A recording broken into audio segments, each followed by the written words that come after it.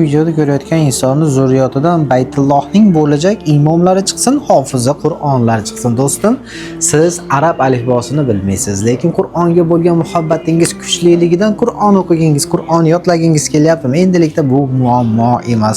Ko'rib turgan kitoblar 6 ta kitobda bitta kitobga jamlanmasi bo'lib, ya'ni kim Qur'onimiz kiril alifbosida yozilgani.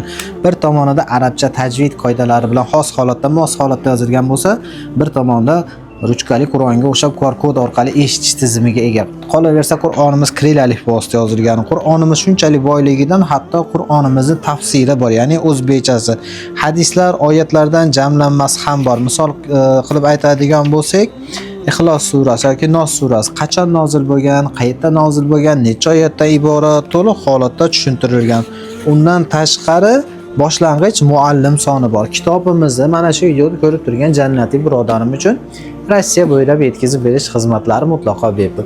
Jannatiy birodarim nomeri shunchaki shoshilib yozib oling, +7 kodi bilan 953 159 96 06 raqamlariga Telegram tarmoqlari orqali murojaat qilishingiz mumkin. Ma'assalama.